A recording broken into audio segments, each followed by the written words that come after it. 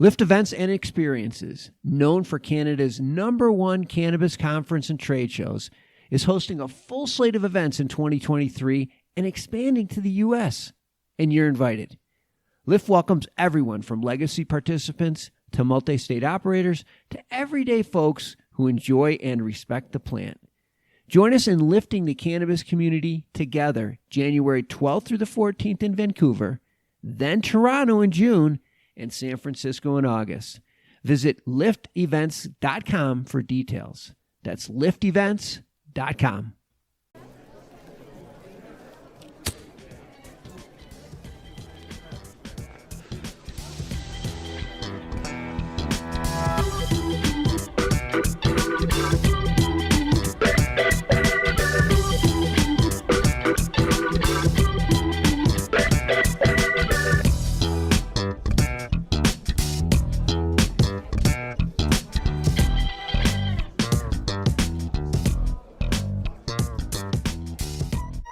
Hello, everyone, and welcome to another episode of the Deadhead Cannabis Show. I'm Larry Mishkin of Michigan Law in Chicago, joined as always by my co-host Rob Hunt of Linnae Holdings in California.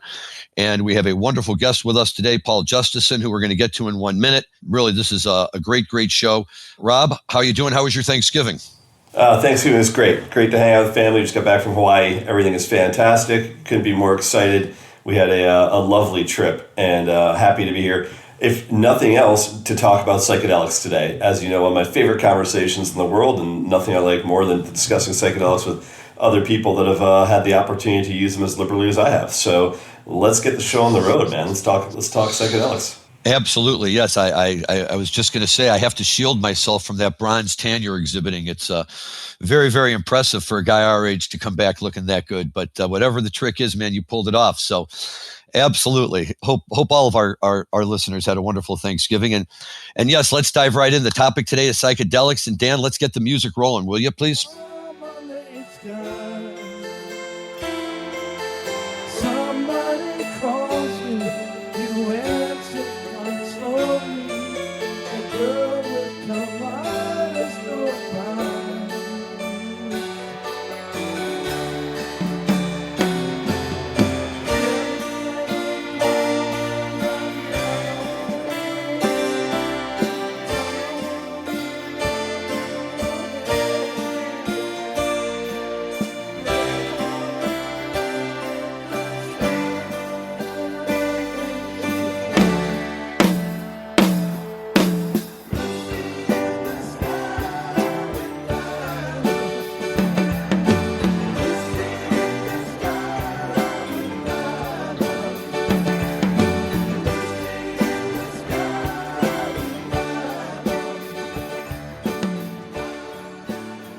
Okay, well, yes, we are talking psychedelics today. That is the Grateful Dead from March 24th, 1993, at what my buddies and I would call the Dean Dome in Chapel Thrill, North Carolina, the party capital of the world, according to my good friend Dr. Z, who may have been at that show, actually.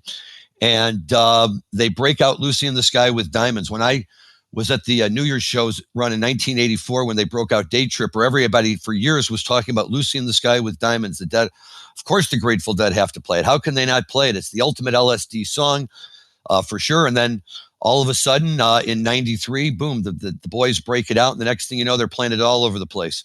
And I don't know about you, Rob, but I love that song when the Beatles do it. And I love it even more when Jerry covers it.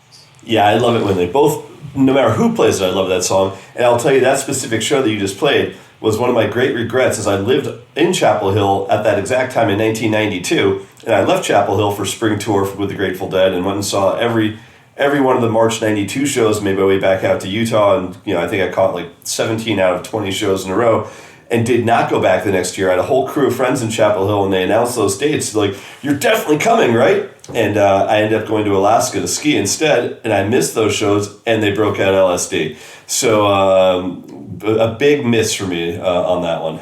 Yeah, well, look, that happens, and many opportunities to see it again. And in other places, Phil and his band have played it quite a lot in recent years. It's just a great tune, and it really helps set the mood for what we're going to talk about today. And we'll have a little more music in a little while. We're not focusing on any show today, just a few random Grateful Dead tunes that have a nice LSD overtone to them. But our guest today, and what we're really excited to do, is talk with our friend Paul Justison, who is here. Paul, welcome very much to the Deadhead Cannabis Show. And happy Thanksgiving. Thank you very much for having me. Paul, there's so many different ways I suppose I could explain to people who you are. It centers and it evolves around psychedelics to some degree. So I'm going to turn it over to you and let you give us the lowdown on what it is you do and how it is you came to be doing it. All right. Well, I think the spark that got me on the show is I finished a novel and it's just been released. It's called Lost and Found in the 60s. And it's what you call autofiction. In fact, I originally started out as a memoir, but I realized after a while there are some people who are very close to me I didn't feel comfortable writing about. So I decided to switch to fiction, to a novel, which gave me a lot of freedom. Freedom to play with the characters, freedom to play with the timeline, and freedom to increase the tension. And not, though, in any way to take away from historical accuracy, because I really wanted to write a novel that let people feel what it was like to live in Haight-Ashbury in the 60s. And let me just jump in right there if I can, Paul, because Sure. In fact, you were that guy. You're not just writing about it, and I'm sure you're going to go with your story, but you were actually living there. I did. I first got to the Haight in late 66. I dropped out of high school. I had a very difficult time in high school. I was actually a very good student, but I had many other problems in high school. I was quite radical, protesting the Vietnam War. I had a difficult home situation. And then I had a terrible breakup with my girlfriend, all of that. I can't deal with this anymore. Where will I go? Well, Haight-Ashbury. And so I went. What year was this? This would have been late 66 when I first got there, late 1966. And I struggled for a bit at first. But then I got a job in the post office, which allowed me a lot of free time to go to concerts and to very much enjoy myself right there in the middle of Haight-Ashbury. I lived most of the time at 2018 Fell Street, which is just fronting on the Panhandle. And after a while, which helped me write much of the story, I had a very serendipitous meeting. A friend of mine, back then, many of the chemists did not have tablet machines. So when they made LSD, they couldn't make tablets because they didn't have the machines. So they would buffer the acid with some kind of filler, and then they would have to cap it. And the chemists couldn't do all that by themselves, so they'd have what were called cap parties back in the day. And you'd have to get people who were somewhat together so they wouldn't fuck everything up. So I was invited to one of these because I was kind of known as a somewhat careful guy. That's not meaning I wasn't partaking in all the follies that we were having there, but I could be a little more careful than most people. So I was invited to one of these, and then it all fell apart because the organizer forgot to hand out gloves. Because when you're capping LSD, you're sitting there on a table and you've got the powder in front of you, you've got caps, and you're trying to, put it into the capsules. And I was pretty careful. I mean, that's just me. I am. And so I was often brushing my fingers off. I mean, I didn't mind getting high on LSD, but I thought I was supposed to do this job. And so after a while, everybody was stoned. And the guy who was there was supposed to be responsible. He and I helped solve things a little, but they went off and were stoned. And I was sort of half stoned, a little frustrated. But I thought, well, I didn't want to make a mess of this. So I just carefully stowed everything, cleaned it up. And the next day, the only one sober and capable of delivering the stuff to the chemist was me. So I met him. We talked. And you mentioned earlier, Osley and others. Well, there were other chemists. LSD was not an extraordinarily difficult thing to make. And there were some chemists who stayed way out of the limelight. Because they didn't want to be in the limelight. I mean, that's one failing of Owsley. He was a great guy, but he brought a lot out of himself. Yes, he put himself so much out there. So at any rate, I began working with this chemist along with a few other people because they'd make the acid, and then they'd have a quantity depending on how many grams they made. 1 gram's 4,000 tabs. They needed people to distribute it to other mid-level dealers who might get 500 tabs and then would sell it. So I became one of the distributors. And so That was my, how should I say, my experience as a psychedelic revolutionary, or given that the legalization is moving forward with psychedelics all over the country, certainly psilocybin first, and hopefully LSD at some point, maybe I should just call myself a pioneer. So I got so many questions there. Oh boy, this is gonna be fun. Look, first of all, this is it sounds like pre-blotter paper. If you're actually pressing tabs and doing it that way, like how many micrograms per tablet? Like what were you guys doing when you say 4,000 hits? Well, later on, the chemists were making tablets. This point, again, we were just think of a vitamin capsule. Yeah. They were giving us your gel caps. Yeah, we were just making caps. The goal was 250 micrograms per capsule. That was the goal. Wow. So this is no nonsense. Like one tab, and you were pretty darn high. Yeah. No. Well, nobody back then wanted half a tab. I mean, there was no microdosing back in the day. Oh, I know, but even when you think about like Goonie Birds in the 80s, as far as blotter paper, those had like the 125, like right in the propeller, right? So like a standard tab of LSD on blotter paper, at least like during the whole time that I was buying sheets or buying 10 packs. Like 100 micrograms a dose was considered to be pretty standard, right? Like a 250 microgram dose, like that's enough to get you pretty high. I mean, it's not like you're doing like a pinky print full of crystal, but it's a 250 microgram dose is you're high. Definitely. That's what people expected back then. So you're handling this stuff. You're handling without gloves, which, by the way, like when you say, I mean, the casual user out there, when Paul says he was quote stoned, I think that is a gross understatement if you're handling crystal, without gloves. So, well, we weren't handling crystal. It was already buffered. It was brought to us. I mean, a gram of LSD is pretty small. Then you've got to buffer that out so that you've got powder. So we weren't handling it. If we were handling the crystal, my Lord, we would. Yeah. Well, I mean, I know people that have made that mistake. When you say you were the only one that wasn't stoned enough the next day to be able to make this run, I mean, I've got to think that anyone that's handling even buffered powder, without gloves, is probably pulling a fair amount of inadvertent micrograms into their system. I remember. I had a buzz, but again, I was. It's just we all have different personalities. I was a careful guy. Well, I know that. During my heyday of eating lots of LSD, your tolerance would also go up over time with frequent use. So there was times that like a 10 strip would be appropriate, whereas other times like a tab would be appropriate. It all depended on kind of where you were in your daily usage. Yeah, but let's not kid ourselves too, because even with that, I quickly discovered that there's no way you think you can. You think you can, but there's no way you can ever accurately. Whether I don't care if it's on blotter, I don't care if it's mushrooms, I don't care if it's all distilled and put out in these candy bars that I'm finding these days. You do one tab one day and get here, and the next day you'll do the same tab and you'll be through the roof. At least that was always my experience. It was always hard to kind of find, a way to make sure I was having a consistent experience. Well, in my time, back in the day, we're talking about 66, 67, 68, we had no manual as to what to do. It was all folk wisdom. It was all what your friend did and but the folk wisdom then was 250, great. You have a great trip. You don't take any more acid for a few days, and the people that did, because there were people that did, they were getting a little further out now and not coming back. So, I mean, there really was a feeling amongst many of the people, no, I don't want to do it 2 days in a row. No, I don't. I'd love it, but no, once, take a break. Well, it's very funny that you say that, though. No guides or references, because I'll share this story, but when one of my sons decided that he wanted to try mushrooms for the first time, his answer was to go online and start researching how much mushrooms should you eat, to have a decent trip.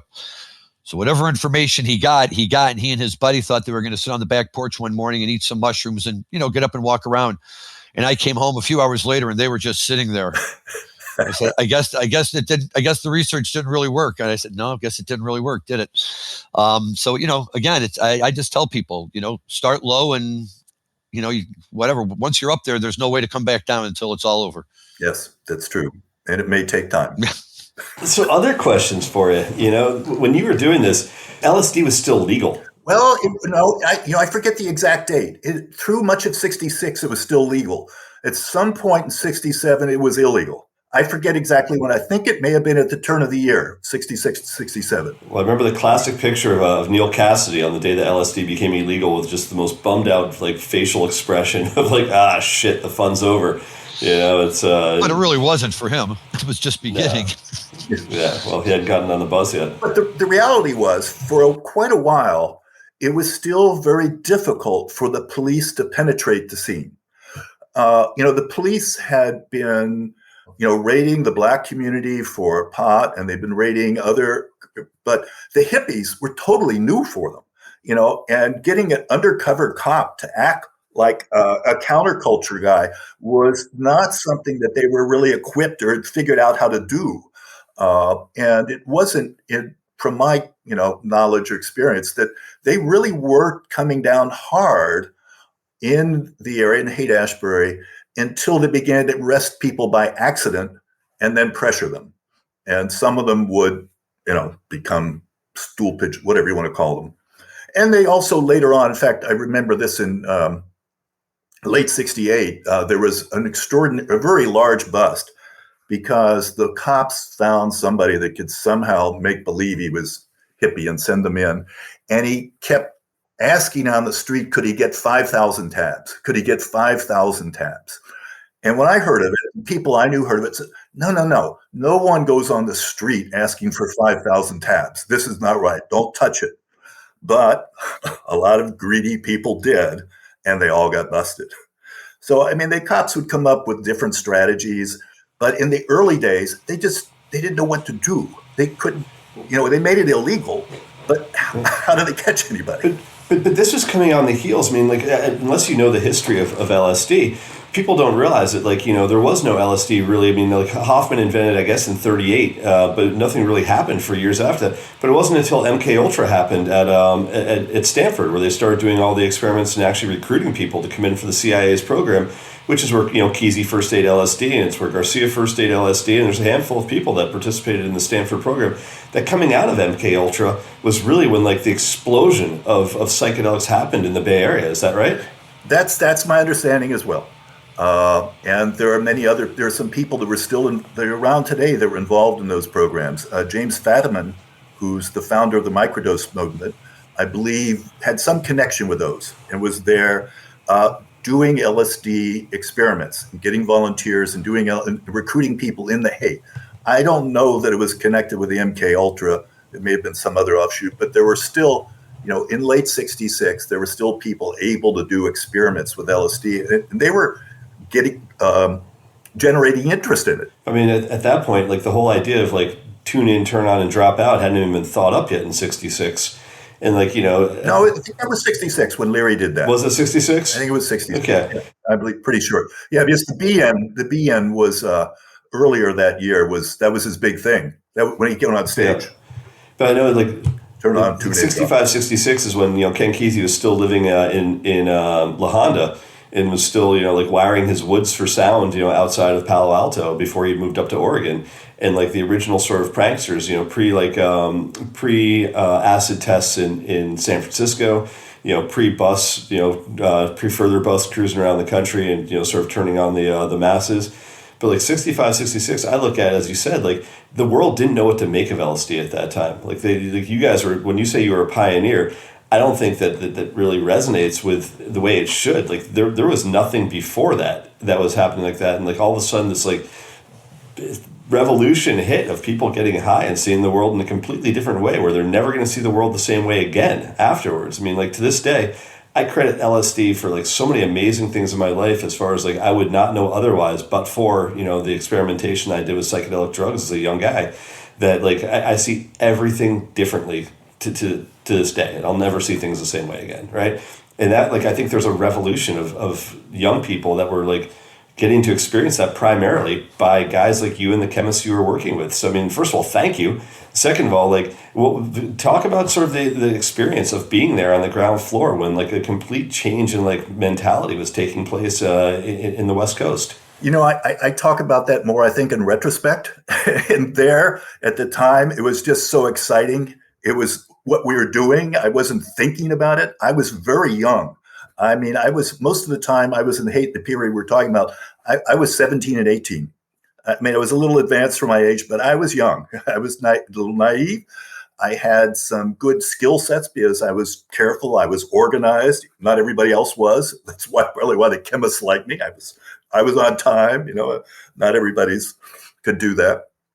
I wasn't on time if I had taken 250 milligrams, but I didn't do that on my working days.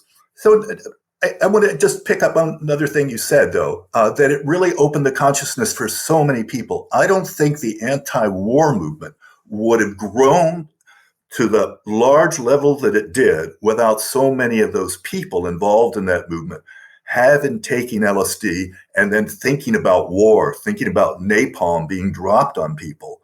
I mean, it really engendered a total different think about how do I participate in this country. Maybe I'm not going to drop out, but I'm not going to participate in that war.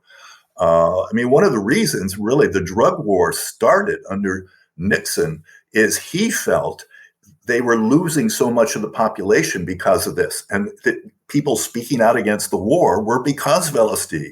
So they would attack the Black community for drugs to put them down because they didn't want the Black Panthers, et cetera. And they would attack the counterculture because they wanted to put that movement down. They didn't want the change in consciousness. That's true. I think that's very true. And that's why all of these people who were, as you say, pioneers in the movement, are really to be applauded, right? Marijuana is kind of a messy story. If you really go back through American history and try and trace how it got to be where it got to be. But everybody knew about marijuana, right? It's like you said, like Rob says, marijuana had been around forever. It was a matter of what your outlook was on it, whether it was an enlightened outlook or whether it was a moral and you'll go to hell type of outlook or somewhere in between. And people could form their own opinions about it, but at least it was something. Reefer Madness may have been crazy, but at least somebody was acknowledging that there's marijuana out there, and they were talking about it on whatever level. You didn't have a comparable movie being made, and I mean, now I guess if you look at some really nouveau art people who took the whole tripping experience and tried to make a movie out of it, you don't have that. It's not steeped in anybody's history or culture because it's like, as Rob says, I mean, I guess if you want to talk about peyote and other things that Native Americans were doing and other cultures around the world who were taking various substances that would cause psychedelic effects of one kind or another. But those were always, I think of that initially, in terms of the movie Billy Jack, which I was a really young kid when that came out, but that was all about him and, tripping and finding his own way. And we just liked it because he went around beating the hell out of people. And we thought that was really cool. But, I mean, it was hard. It was hard to understand. And, what was really the message was about LSD. I think at the time, probably just interpreted it as they were smoking pot because I wouldn't have really understood anything more than that, and now, my kids, everybody knows about it. Everybody hears about it. It's out there. And I'm actually very happy about that because it means it's coming back, right? Now that I'm older, right, you make jokes about the teenagers but if the teenagers are in it, they must not think, that it's very cool, we're very cool or whatever, but they love it and they want to dive right into it too. And I think for a lot of kids these days, it really resonates in a certain way. I don't think it's been easy to grow up as a child in the last 20 to 30 years. And, the way the world has changed and the introduction of social media and all the stuff that's, really been, just piled upon on them. And psychedelics speak to humans in a way that's universal across all timelines. We all have problems. They may be different problems depending on what era we're in, but everybody has anxieties or stresses or whatever. And to see the way that this can, I agree with Rob.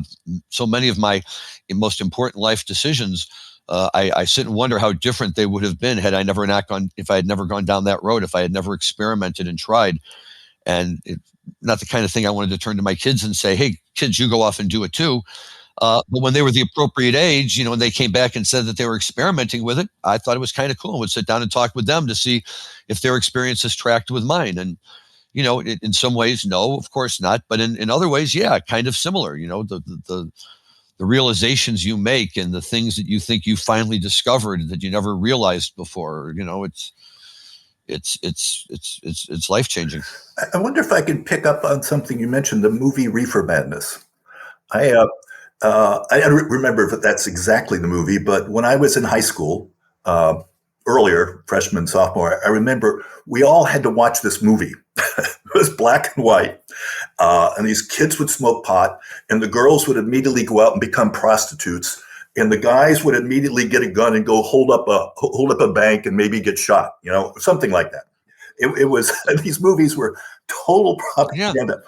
But right. What it did, though, because when you then smoke pot, and no, the girls didn't go become prostitutes. No, all I wanted to do was relax and maybe have something good to eat, or maybe cuddle more with my girlfriend.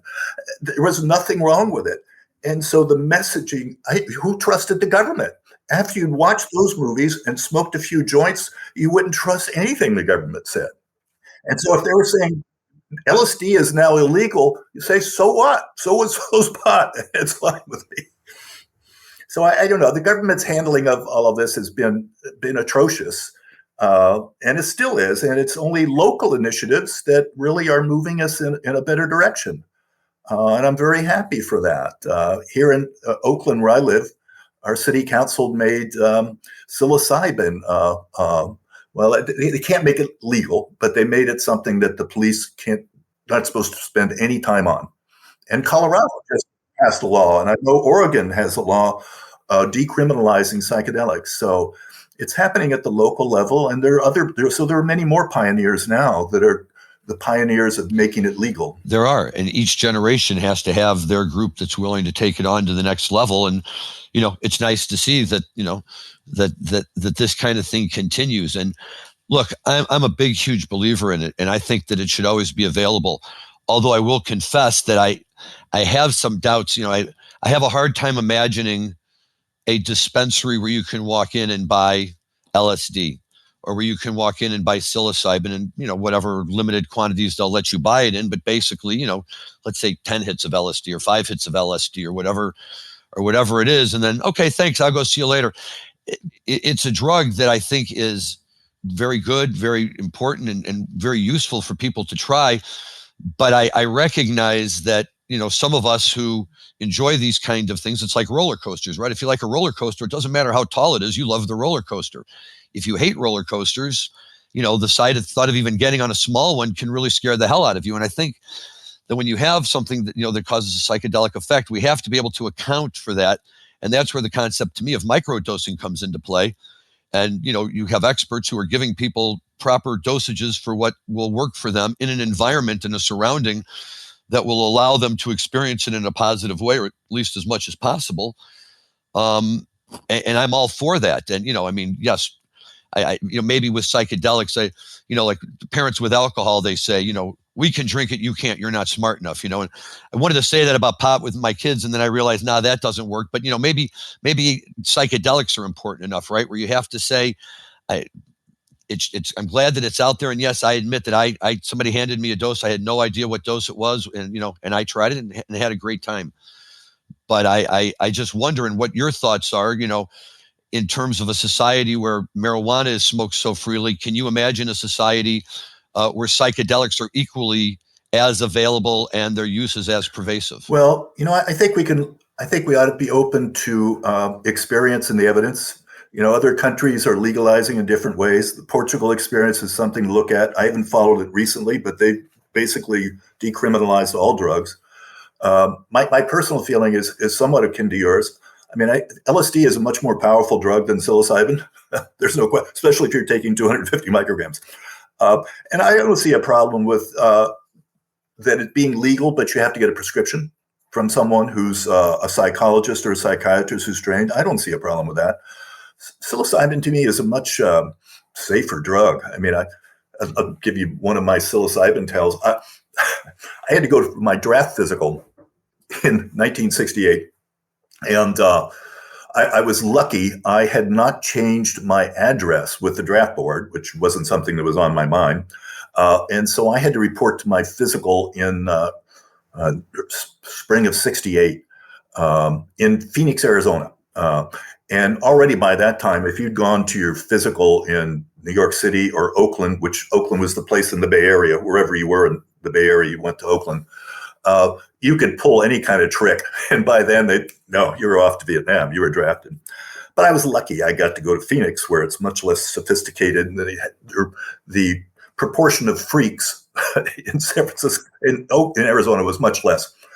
So I had to strategize what I was going to do. And I talked with a number of friends. And my strategy was simply, I checked into a hotel the night before and took a significant dose of psilocybin, knowing that by the morning I would be functional. But as long as I didn't clean up and shower and everything, my face and everything, I was going to look pretty weird. I was going to look out of it. That was just the natural reaction from taking psilocybin and not, trying to piece myself together.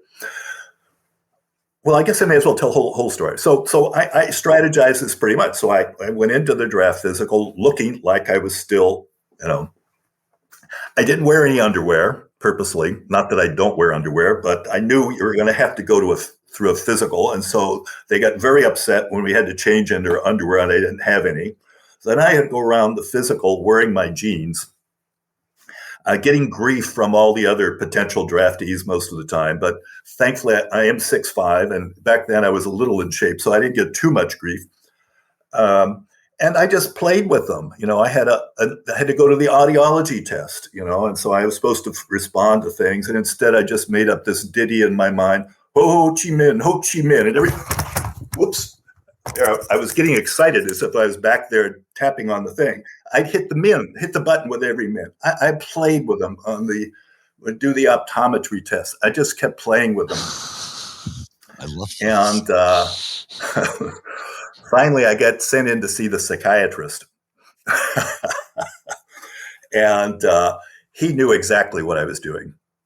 And he just played with me for a while. But in the end, he said, look, I don't want you in the Army. You'll probably sabotage things. So 4F. So I got my 4F, and partly credited to taking psilocybin. And I purposely didn't take LSD because the next day I would probably not be functional. And I wanted to at least, and then who knows, they'd tell me to come back in 2 weeks or something. So it worked. And, in my experience with psilocybin that night, I remember it was really quite something. It was very enjoyable. And eventually I went to sleep. I had the number of alarms set so I'd make it to the physical.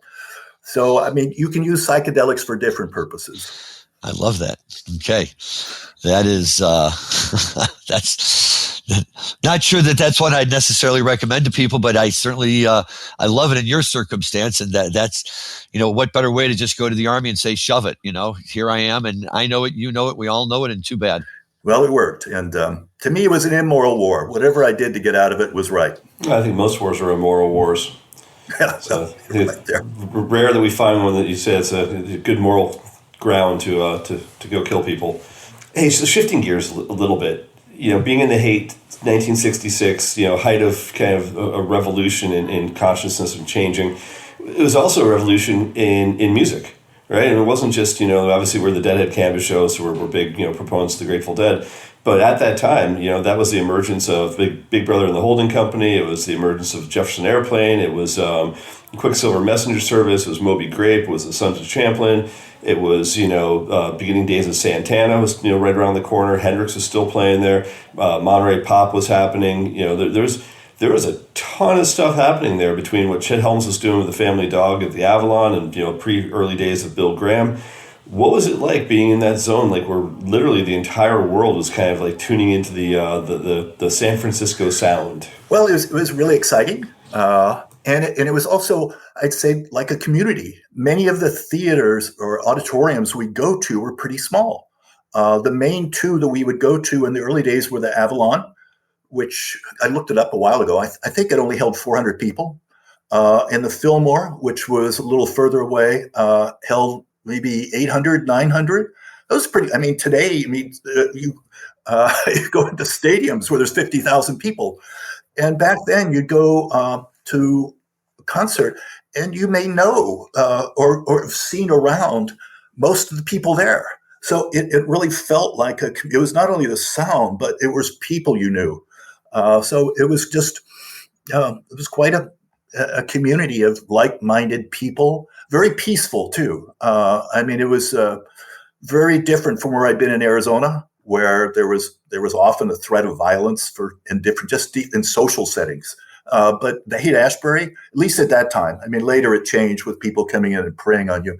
You'd go to the conferences and no one was hassling anybody. It was just extremely peaceful, the music and again, I think I mentioned earlier when we were talking that one of my regrets, serious regrets, is so many of those. I went very, very high on marijuana, and I really can't remember the concerts at all. They're just. I know I went to them, but I don't remember anything from them. But the scene, it was just magical. You felt you were in a different world, a different community, and when we'd leave Haight-Ashbury to go any distance, you felt the difference. You felt you were somewhere else. You were out in Whitebreadville. So even within San Francisco city limits, but just outside of the Haight-Ashbury neighborhood, you're saying that they had they had the establishment people living in the rest of the city, huh? Oh yeah, well, not very far. Well, to get from Haight-Ashbury to the Fillmore, you'd go through the Fillmore, which was then very much a black ghetto. And the relations between the counterculture types and the blacks were very good. There may have been some crazies in the black community that would pray, but for the most part, there was a very clear acceptance that these people aren't racist. They're here. They're coming through our neighborhood to go to a concert. They're not bothering us. We're not bothering them. And I think as well, I would say that, there's this whole notion of cool that people had back then. And that came from the black ghetto. That wasn't invented by the counterculture. So much of what drove the counterculture wasn't invented by them. It's what we borrowed from other places. But the sense of cool, I remember going through the Fillmore and seeing blacks get hassled by the police, and their way of just dealing with it was just, it's not the old-fashioned notion of Uncle Tom. This was totally different. This was just, they were on a different plane than the cops. They'd answer the cops. They'd be somewhat polite to them, but they weren't bowing. They weren't, not at all, nothing. So it was nice being next to the Fillmore in that sense. And I remember so many times I drive across the Bay Bridge and coming back, you had to pay, toll coming across it. And there was a thing back then to pay for the person behind you. You'd pick out people. You'd pick out blacks with hair and you pay for them. And then when you're going across the bridge, everybody waves back and forth. Or sometimes on another way, you pick up somebody who looked really uptight and you get in front of them and pay for them. So I don't know. I'm going off on stories. So bring me back whenever you want. I'm getting lost going back to the day. Well, outside of just the music, the other part that I look at during that period is, Ron and Jay Thalen, I think had just opened up the psychedelic shop at that period. Yeah. You also had, the great artists, whether it was Stanley Mouse or Alton Kelly or Moscoso. There was a handful of Rick Griffin. All these guys are totally changing the way you look at art and kind of the psychedelic work that you could actually put inside art that now has been picked up by, some amazing artists that are alive today that I think, that do poster art or do other, psychedelic art that owe a great deal to these early pioneers that were all right in your neighborhood at the time. Tell us a little bit about that. I don't know how much you went into the psychedelic shop when it first opened, but I think that was relatively groundbreaking at the time as well as Alan Cohen's work. I think on some local publications. Actually, the place I remember more is the print mint. That was fascinating. That's where all the posters were hung up, and you could buy posters. It was right on Haight Street. I think there was a little counter in the middle, and there's a counter in the back, but the walls were all covered with all the posters you were talking about. And that's where you could go in and buy them from whatever concert passed. They'd keep prints there. Psychedelic shop, I don't recall going in that much, but the print mint I loved. It was actually that and the Russian bakeries. Haight-Ashbury, before the counterculture moved in, was, for some reason, I have never really investigated this, a lot of Russian families lived there.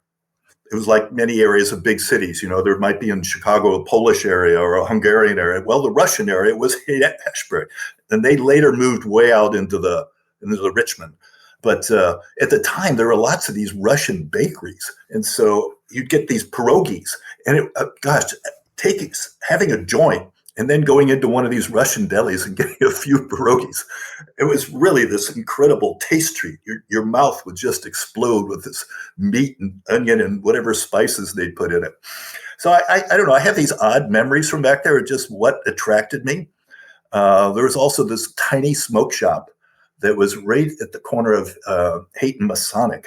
Very tiny little shop, no bigger than, gosh, my little room here, that had all these foreign cigarettes. And back then, people were still smoking tobacco, and we were. And it was a big thing amongst many people to go in and get these really odd cigarettes from Turkey or from England. And we'd walk around and smoke what was one? One was the Balkan Sobrania. It was a big thing. So, but I just I don't remember the psychedelic shop. Maybe it's because it was so prominent. I don't know. But the print mint, those little Russian bakeries and the tobacco shop. And then there was a nice theater. There was the Straight Theater where a lot of events happened. There wasn't much music there because it had a sloped floor. It's typical theater with raised, so it's not very good for dancing. But there are a lot of events that happen there. It's just a hole in the ground right now. But did you ever make it to any of the acid tests? No, that was before my time. Before your time. Those were all really early '66 when I was still in high school. I would love to have, but no, I didn't get there till late '66. Well, that brings, I guess, to one of the great counterculture people, which we mentioned earlier, which is Owsley Stanley, and obviously Melissa Cargill, who kind of worked with Stanley. But I think all the LSD that was supplied to the acid tests came from those guys. And I know, as you said, they're definitely the more notorious of the guys out there, along with Griggs down in Laguna Beach and a handful of others that were doing their thing. But between sort of White Lightning in the north and Orange Sunshine in the south, they're certainly turning on millions of people at that time. I know Owsley had a sort of an oversized reputation, but as we talked about kind of in the preamble to this show, it did give rise to a handful of bands eulogizing Stanley over the years, whether it was Steely Dan with Kid Charlemagne or it was with the Grateful Dead writing LSD Millionaire, after the headline came out after he got busted that he was the LSD Millionaire. So, Dan, maybe you've got a quick clip of that one for us to listen to, and we'll jump back into kind of the bigger names of the psychedelic movement.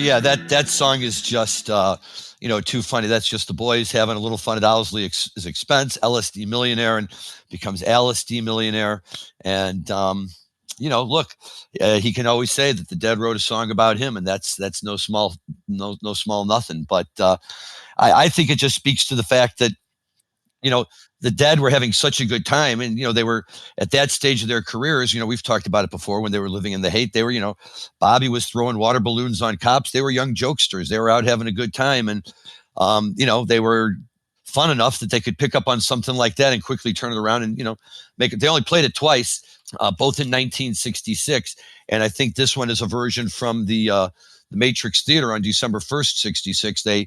The first time they ever played it was, I want to say, at one of the one of the Trip acid festivals on acid tests on maybe October 31st at the California Hall, if I remember correctly. And then they played it this time on December 1st at the Matrix, and that was pretty much it. I think Phil played it once or twice. Further might have played it once.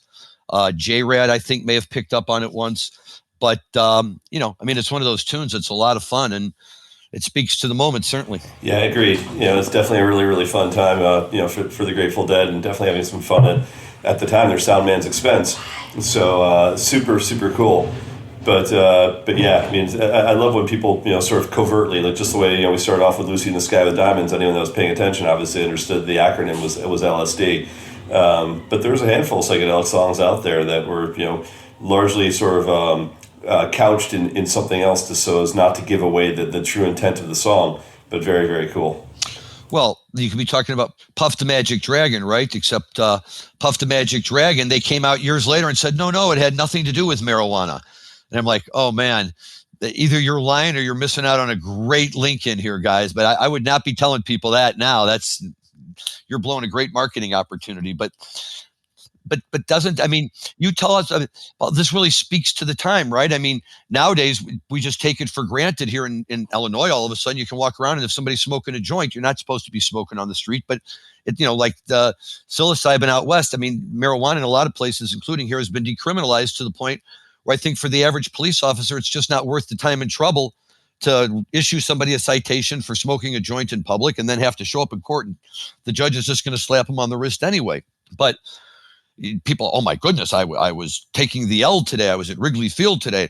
You smell marijuana everywhere. It's in the air, as though, oh my goodness, this is some brand new realization. And yet, and so I go back to what I say before. I can only imagine it, 10 years from now, if instead of marijuana, you're getting on the L and the guy next to you is just taking a good dose of psilocybin, and all of a sudden you talk about getting involved in a strange conversation. It could really get weird. But, I guess from what you're telling us during this time period when you were living in the Haight, that's kind of what it was like.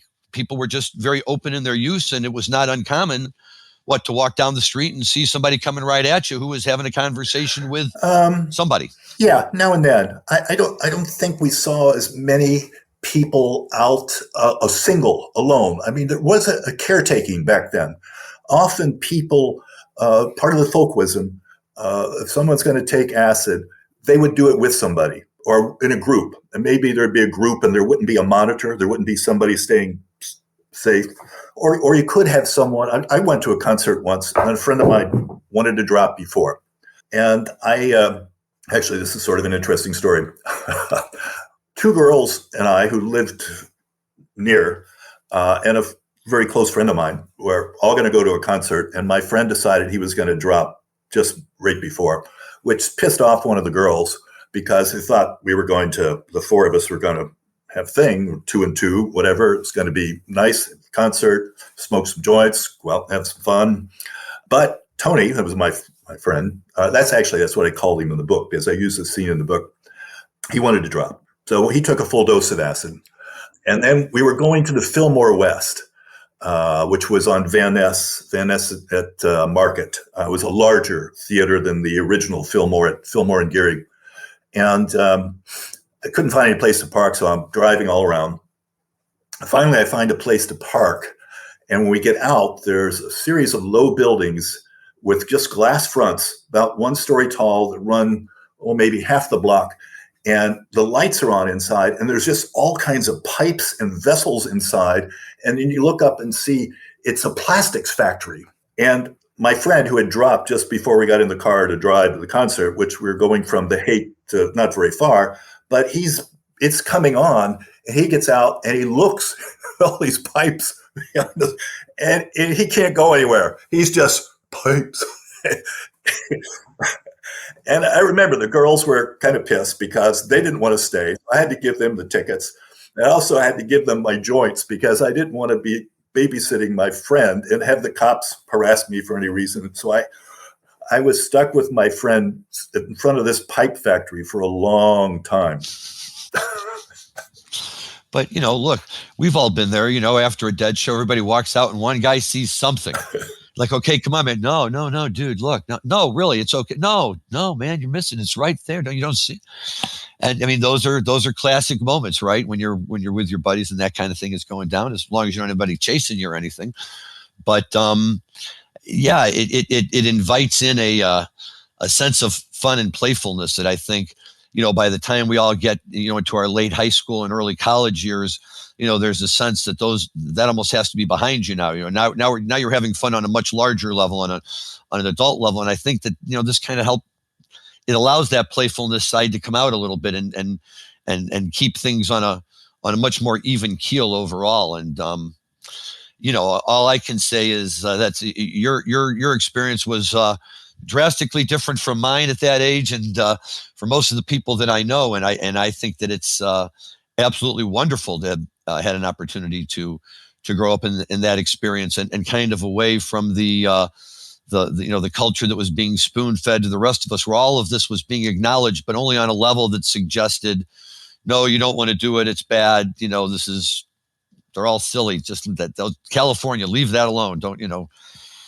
it took me going off to the University of Michigan and doing a little experimenting on my own to, finally see the light, if you will, or the truth, or whatever you want to call it. But it's here, and I think it's great. And, we talked to a lot of people on the show, who were very key and instrumental in the early days of the marijuana movement, and then some even more recently who helped pass a lot of the legalization legislation that we see. And, there's kind of a sense of hats off to them because of what they've done to move marijuana and all of cannabis forward.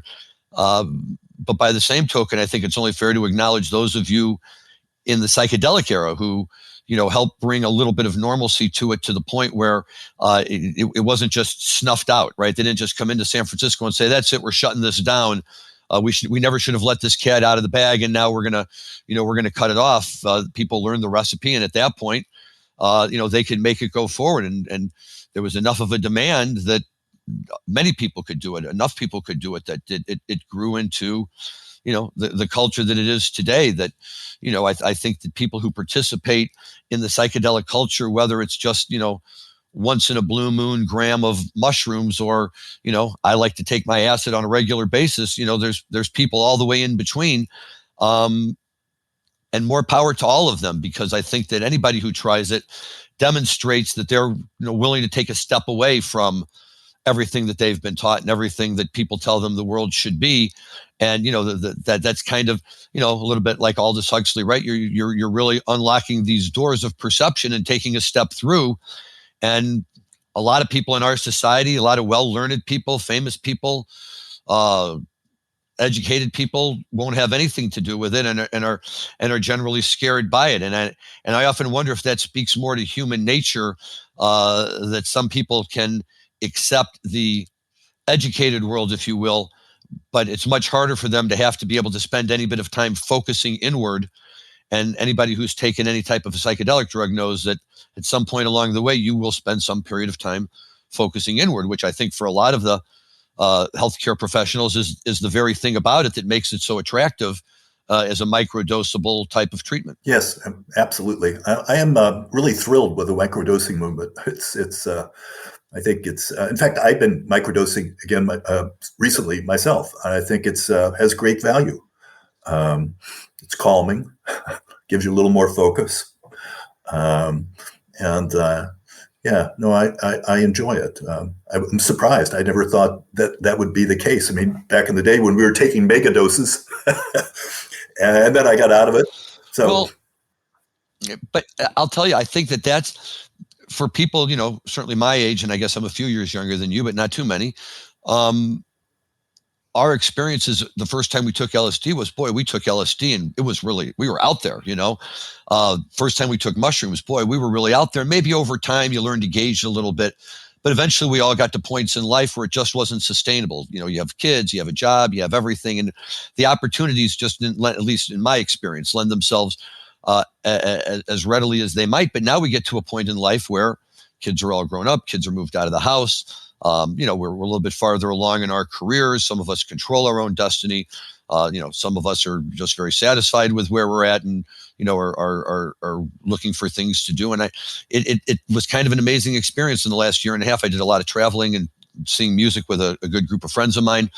And although many of them weren't necessarily interested in doing it themselves, everyone's always really supportive. And it's a group that you can be very comfortable doing it with.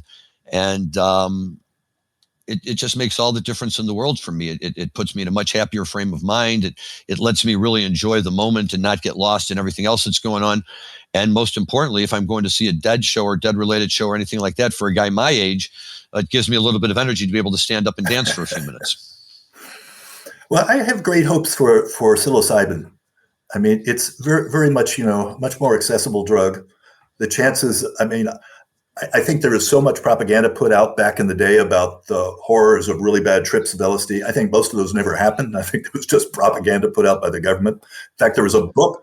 Wait, are you saying that Art Linkletter's daughter didn't really jump out of a 10-story window or something when she was on LSD?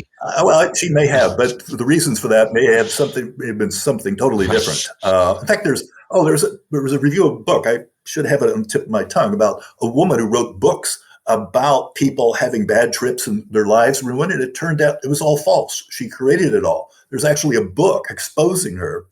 But getting back to the point, I think the chances of having a bad trip on psilocybin are really minimal. Seriously, unless you took an extraordinary dose. That's extraordinary. It really minimal. And I think as psilocybin is more and more legalized across the country, I think it'll just move more in the mainstream, and it may have greater value in our society by getting people to be more aware and having some empathy. It's one thing we're certainly lacking in this country now, is empathy. And I see that both on the left and the right. I don't want to get into politics here, but we could sure use a mega dose of empathy in this country. I agree with that. But look, there is a comeback. It's not just the fact that, the next generation is getting tuned in, but like you say, the municipalities are now making it possible and open, and all of a sudden you have manufacturers out there who say, what the heck, this, I'm just like the marijuana guys, 10 years before Colorado went legal, they were the ones who were out there opening up those dispensaries and really taking everything out there. And now all of a sudden, there's companies making, infused chocolate bars with psilocybin, and they're putting it in a format and they're making it available to people again in a way where you don't have to feel like, oh, I'm eating these mushrooms and I can't let anybody see me, or boy, I really remember them tasting really bad, or right, whatever. They're making it accessible and available so that it's not really that hard. And I remember two things really fast from the Grateful Dead world. One, reading a book where Jerry Garcia said later in life that he would do mushrooms at least once a year just to blow the pipes clean. And then his roadie, Big Steve Parrish, sometime early on in the pandemic, talking about how with everybody, having such negative mindsets, being locked in their home, and with all the stuff that was going on in the early onset of the pandemic, how important it would be for everybody to have a chance to do mushrooms, and how helpful it could be to the population as a whole, and really get our whole population through this period of time if people could use that, which, for him and the Dead, was a proven way to be able to snap yourself out of these doldrums and really make yourself energetic and upbeat. And I don't think it's a surprise that many of us were finding our love for the Grateful Dead and our interest in psychedelics right at the same time. They really went together very nicely. I think that's one of the greatest achievements of the Dead, almost on par with their music. Almost on par with their music. They were there with Further. They were, I think you were mentioning as well, back in the day, they were working on the acid test. They were performing many of the venues where acid was spread around free to people. Their role in promoting the psychedelic movement is just extraordinary. Maybe I shouldn't say it's almost as good as much of their music, but it's certainly another great achievement of theirs. And Owsley too. I think the chemist I work with, in fact, when I first started working with them, I asked them about Owsley, what was their relation? They said, he's great for the psychedelic movement, but whatever he does, don't do it. We're low key. We are low key, Paul.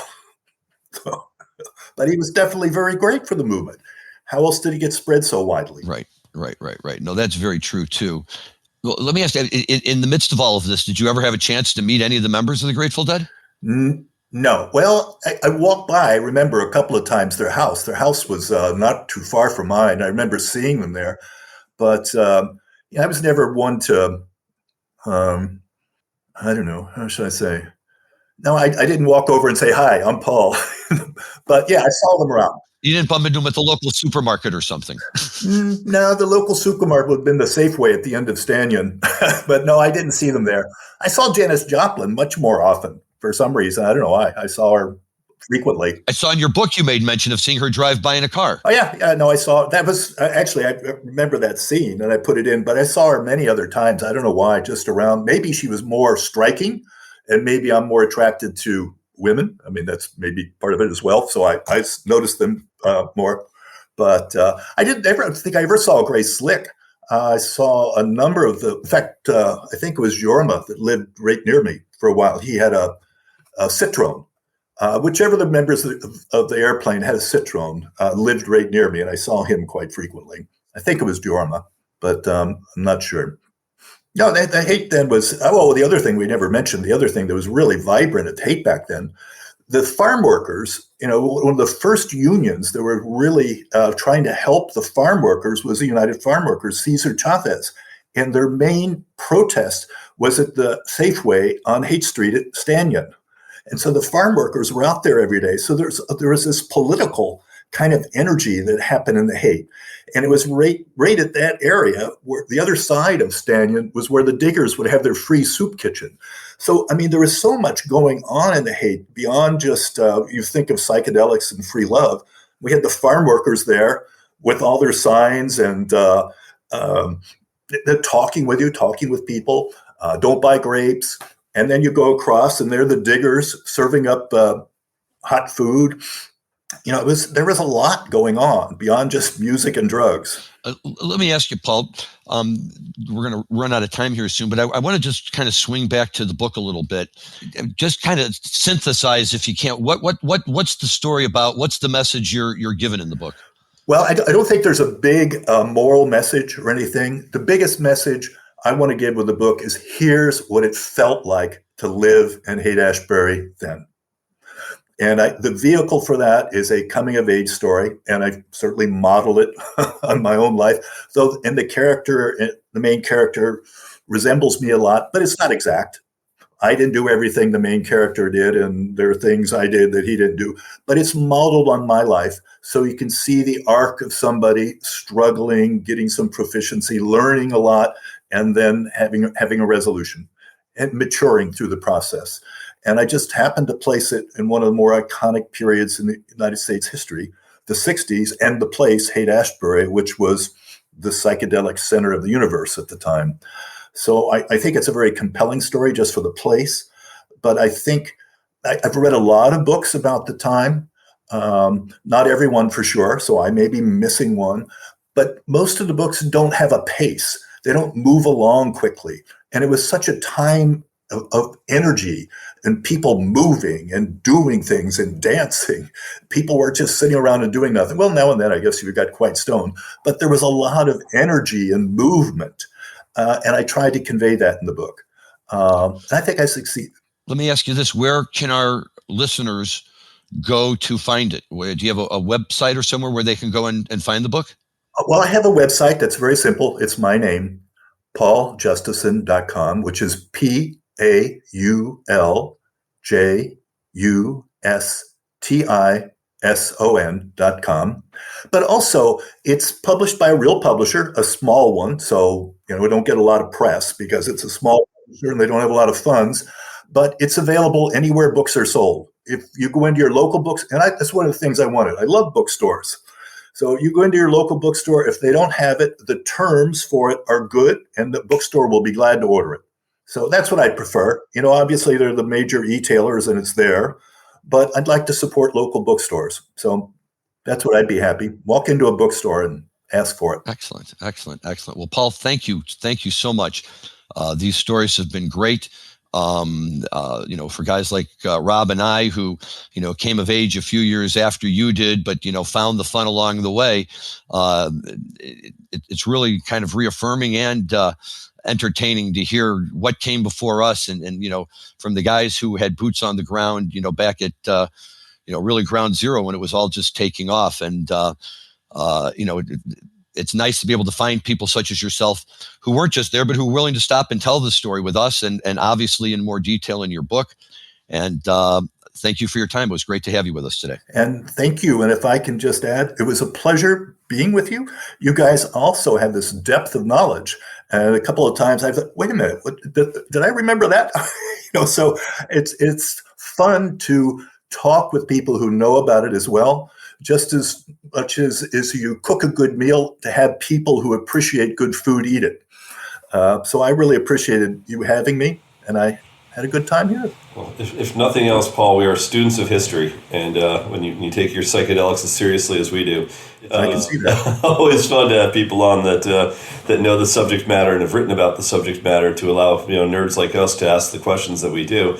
But you've nailed multiple different subject matters that are close to our heart, being the city of San Francisco, the music of San Francisco, the psychedelic movement, and the late 60s Haight-Ashbury. So between those four, you've created the perfect storm for Larry and I to ask questions today. And we greatly appreciate your participation in allowing us to sort of rapid fire at you, fun things about stuff that we hold dear to our hearts. So thanks so much for joining us, and glad you had a great Thanksgiving, and thanks so much for stopping in. All right. See y'all. Thank you for everyone listening. On our way out, we do have a little more Grateful Dead music for you. This is another example of the Grateful Dead interpreting the great psychedelic songwriters of the time, the Beatles. The Dead from Cal Expo in May 19th, 1992. I'm sure Alex was there, and I was there. Rob was there, and that to me, this may be the greatest psychedelic song of all time. And certainly the Beatles wrote it and made it famous, but boy, the Dead really capture it. Tomorrow never knows. So enjoy, everyone. We will talk to you soon, and enjoy your cannabis responsibly. And your psychedelics.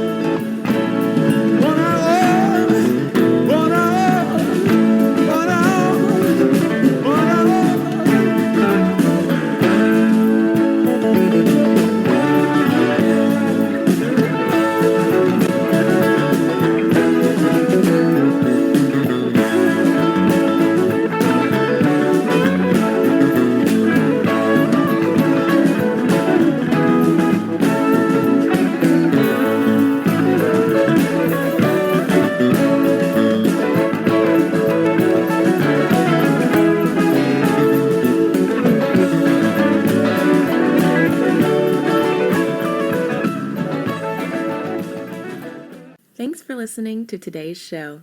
To check out more great cannabis podcasts, go to PodConx.com.